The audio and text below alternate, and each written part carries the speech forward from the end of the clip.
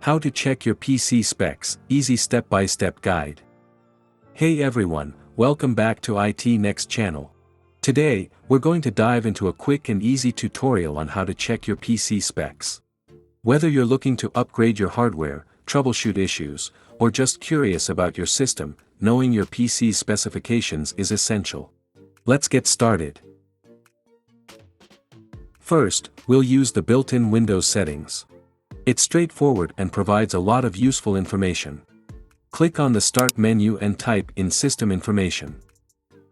Click to open. This will give you more comprehensive overview of your PC's specs. So, from there you will all the information that is on about your PC.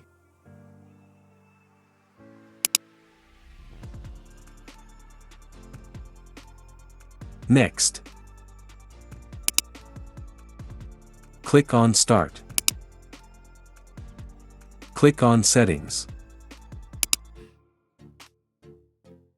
In the Settings window, click on System. On the left-hand menu, select About. Here, you'll see your device specifications, including the processor, installed RAM, and system type. That's another way to check your basic PC specs. But what if you need more detailed information? Let's move on to another method.